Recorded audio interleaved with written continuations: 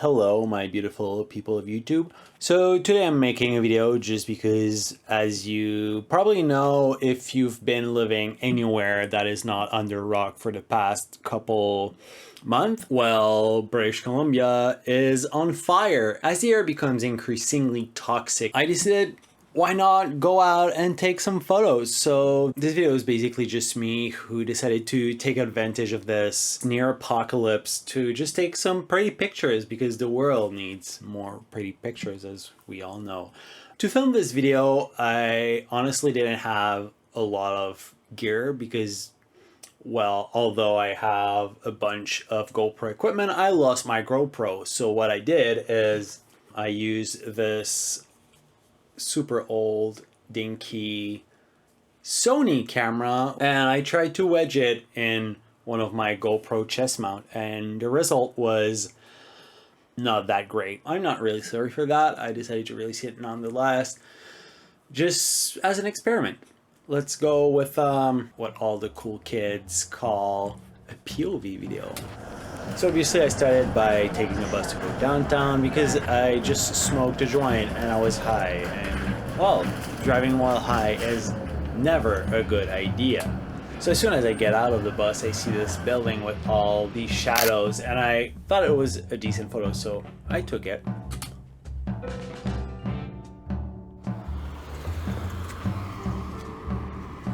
As I was walking to Crab Park, there was this woman just walking in the middle of the street. I thought it was an interesting photo just because it represented Vancouver really well with the pole in the foreground. I thought the composition was quite interesting. I took a pretty standard photo of Vancouver skyline. And then I look behind me and I see this train. And I thought it was a decent photo with the blue railing in the foreground and all the line that leads in the background. I thought it added a little bit of depth. And then right after that, those little tugboats were interesting. And then I decided not to film too much there because I've been told by security that I'm not allowed to take photos of the port of Vancouver.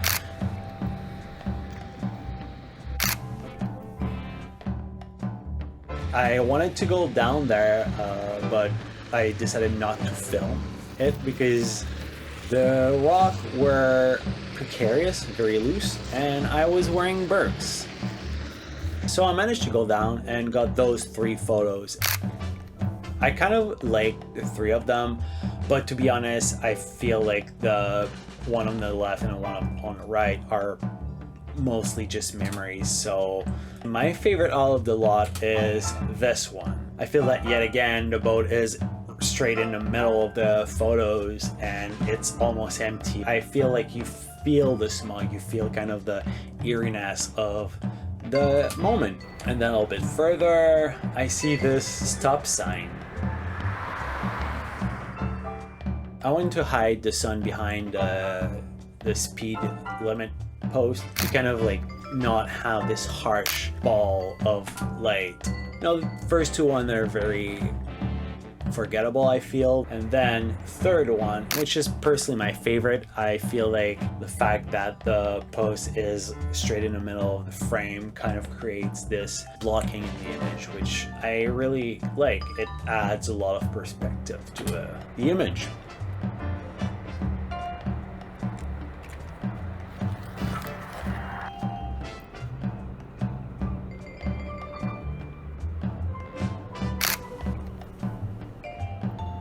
I think it's quite enjoyable, the fact that the fire hydrant is in the foreground and you have these 2 lampposts that are still quite contrasty since they're quite close to me and they cast a big shadow on the street, and you have Vancouver in the background being all airy and all ominous. And then a little bit further I take this photo. It kind of follows the same idea of the previous one. I think it's alright. Nothing to write home about.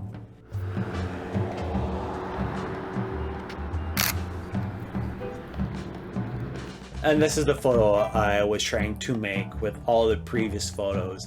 I feel that the barbed wire on the right is very aggressive, albeit being very small in the image. I think it tells a story with the bridge, like leading the eye towards the middle of the frame, and you have those big glass building.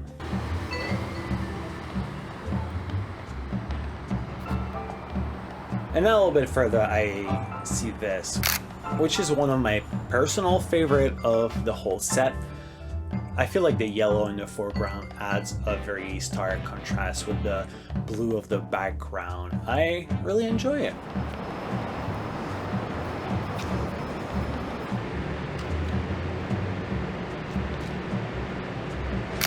I'd say that this photo is pretty forgettable. Honestly, it's all right. And then I see this. I was trying to frame them in a way that they kind of interact with each other. It didn't really work, I'd say, because you don't really see what's in the one in the front, and I still like it. I like the color, the greediness, the fact that you see that there is a car that bumped into the wall in the background, and I feel like it tells a little story on its own.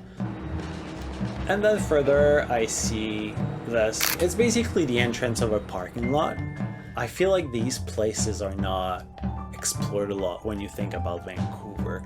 Vancouver is such a gorgeous city that these liminal places not really represented, but I feel like this tells the story of Vancouver just as well as all the big mountains. I really like the way the water looked like molten lead, and you have this little pop on of yellow on the plane. And this photo, which is basically a gas station for boats. You don't see that everywhere. So after that, I decide to keep walking, and I go downtown, and I see this building which has a lot of vines. And I decided to hide a little bit of the building behind some trees that I was next to, and I feel like it makes this photo a little bit more claustrophobic.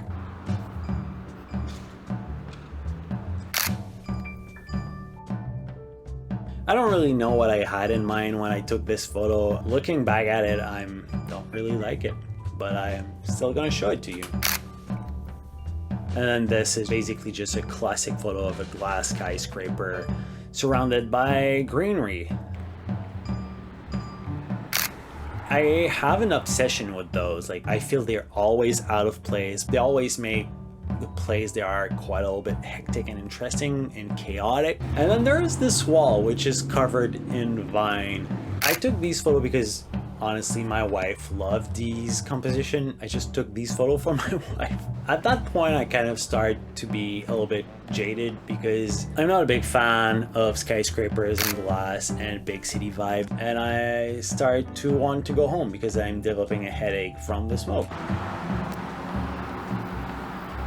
Little fact about this Starbucks, although I really hate Starbucks with a passion, I worked there for a month and a half or 2 months when I arrived in Vancouver because I needed a job.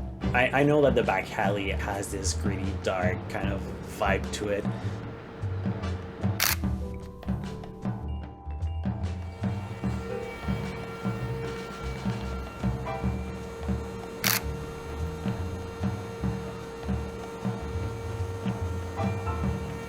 And then on my way home, I walked past this parking lot, which has the pink alley in the back. I was gonna just walk past it, but I see that the balloon is deflated.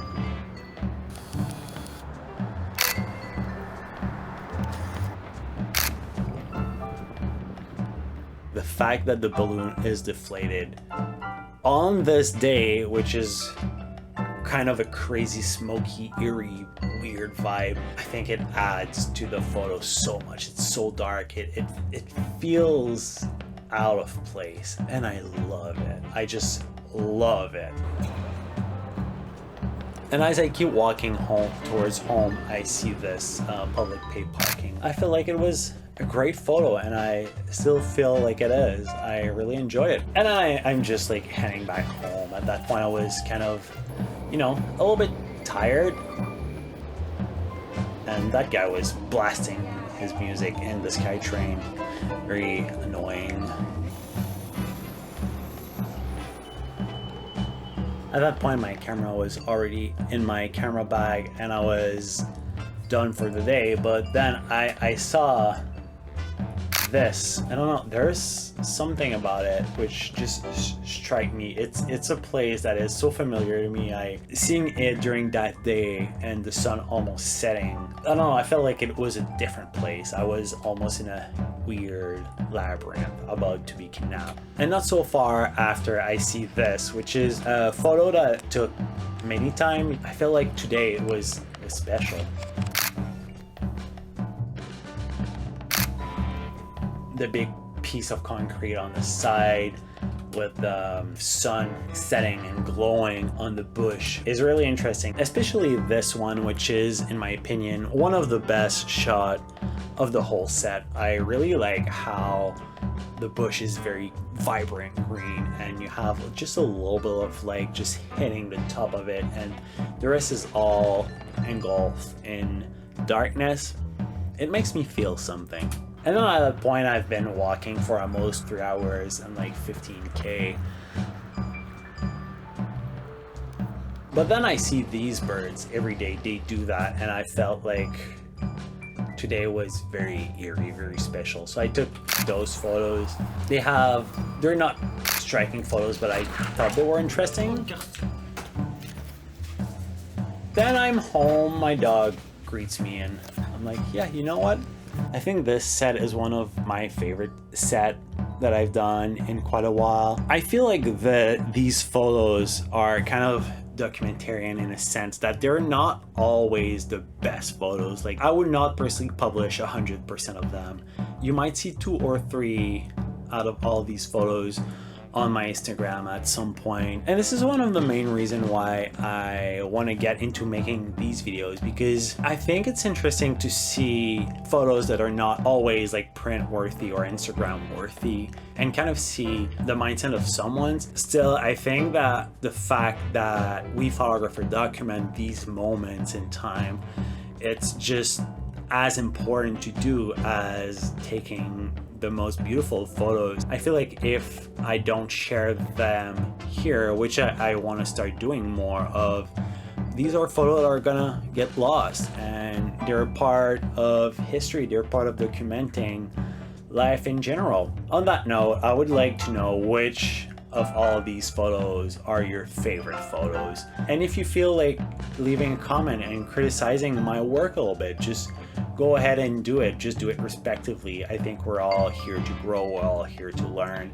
My personal favorite photos are the deflated balloon. I think it's just something that you won't really see on Instagram because it's not really click worthy. I feel it hits way different, way harder than it would if it was a perfect photo of this inflated balloon. And then the photo of the tree with the light on top, I think is just, there's something eerie. It almost feels like you're gonna have some fairies going out of it to greet you or do something very weird with you. And then this photo of the water bus, I think it's called, I really like it. I think that the shade of color are just amazing, and that the fact that everything is lined in the center of the frame makes it such a striking photos. I hope you enjoyed this video. If you enjoy the video, please drop me a like, please subscribe, share it with your pet raccoon. I know that I've been told that raccoon love my video because they're trash.